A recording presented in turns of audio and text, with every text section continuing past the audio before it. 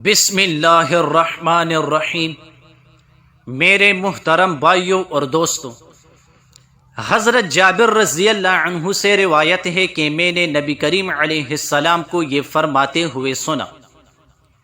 کہ تمہارے ہر کام کے وقت یہاں تک کہ کھانے کے وقت بھی شیطان تم میں سے ہر ایک کے ساتھ رہتا ہے، لہذا جب کھانا کھاتے وقت کسی کے ہاتھ سے لقمہ گر جائے تو اسے چاہیے کہ اسے صاف کر کے کھا لے اور شیطان کے لیے اسے نہ چھوڑے۔ پھر جب کھانے سے فارغ ہو تو اپنی انگلیوں کو بھی چاٹ لے، کیونکہ وہ نہیں جانتا کہ کھانے کے کس جز میں برکت ہے۔ حدیث کے ابتدائی حصہ میں فرمایا گیا ہے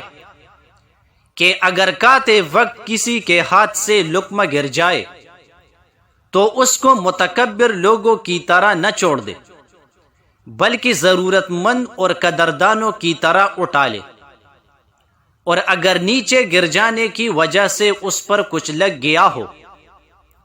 تو صاف کر کے اس لقمہ کو کھا لے۔ اس میں مزید یہ بھی فرمایا گیا ہے کہ کھانے کے وقت بھی شیطان ساتھ ہوتا ہے، اگر گرا ہوا لقمہ چھوڑ دیا جائے گا تو وہ شیطان کے حصہ میں آئے گا۔ جیسا کہ عرض کی جا چکا ہے کہ فرشتے اور شیاطین اللہ کے وہ مخلوق ہے جو یقیناً اکثر اوقات میں ہمارے ساتھ رہتے ہیں، لیکن ہم ان کو نہیں دیکھ سکتے۔ نبی کریم علیہ السلام نے ان کے بارے میں جو کچھ بتلایا ہے اللہ تعالیٰ کے بخشے ہوئے علم سے بتلایا ہے، اور وہ بالکل حق ہے، اور آپ کو کبھی کبھی ان کا اس طرح بھی مشاہدہ ہوتا تھا جس طرح ہم اس دنیا کی مادی چیزوں کو دیکھتے ہیں، جیسا کہ بہت سی احادیث سے معلوم ہوتے ہیں۔ اس لیے ایسی حدیثوں کو جن میں مثلاً کھانے کے وقت شیاطین کے ساتھ ہونے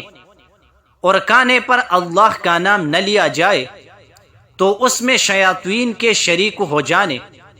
یا گرے ہوئے لقمہ کا شیطان کا حصہ ہو جانے کا ذکر ہے،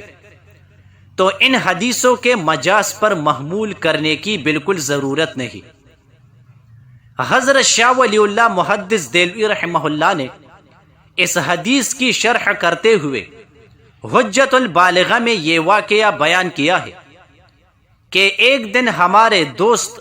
شاگرد یا مرید ہمارے ہاں آئے، ان کے لیے کھانا لایا گیا۔ وہ کہہ رہے تھے کہ ان کے ہاتھ سے ٹکڑا گر گیا اور لڑک کر زمین میں چلا گیا۔ انہوں نے اس کو اٹھا لینے کی کوشش کی اور اس کا پیچھا کیا، مگر وہ ان سے اور دور ہوتا چلا گیا، یہاں تک کہ جو لوگ وہاں موجود تھے وہ اس تماشے کو دیکھ رہے تھے۔ انہیں اس پر تعجب ہوا، اور وہ صاحب جو کھانا کھا رہے تھے انہوں نے کوشش کر کے آخر کار اس کو پکڑ لیا اور اس کو اپنا نوالا بنایا۔ چند روز کے بعد کسی پر جنی شیطان مسلط ہو گیا اور اس آدمی کی زبان سے باتیں کیے، اور ہمارے اس مہمان دوست کا نام لے کر یہ بھی کہا کہ فلاں آدمی کھانا کھا رہا تھا، میں اس کے پاس پہنچا، مجھے اس کا کھانا بہت اچھا معلوم ہوا، مگر اس نے مجھے نہیں کھلایا تو میں نے اس کے ہاتھ سے اچک لیا اور گرا دیا، لیکن اس نے مجھ سے پھر بھی چھین لیا۔ اسی سلسلہ میں دوسرا واقعہ اپنے گھر ہی کا شاہ صاحب نے یہ بیان فرمایا ہے کہ ایک دفعہ ہمارے گھر کے لوگ گاجریں کھا رہے تھے، ایک گاجر ان میں سے گر گئی، ایک آدمی اس پر جھپٹا اور اسے جلدی سے اٹھا کر کھا لیا۔ تھوڑی دیر بعد اس کے پیٹ اور سینہ میں سخت درد اٹھا، پھر اس پر شیطانی جن کا اثر ہو گیا، تو اس نے اس آدمی کو زبان میں بتایا کہ اس آدمی نے میری گاجر اٹھا کر کھا لی تھی۔ یہ واقعات بیان کرنے کے بعد شاہ صاحب رحمہ اللہ نے لکھا ہے کہ اس طرح کے واقعات ہم نے بکثرت سنے ہیں، اور ان سے ہمیں معلوم ہو گیا ہے کہ یہ احادیث جن میں کھانے پینے وغیرہ کے سلسلے میں شیاطین کی شرکت اور ان کے افعال و تصرفات کا ذکر آیا ہے، مجاز کی قبیل سے نہیں ہے، وہی حقیقت ہے۔ 10 مرتبہ یہ سورت پڑھے، گناہوں سے محفوظ رہیں گے۔ حضرت علی رضی اللہ عنہ فرماتے ہیں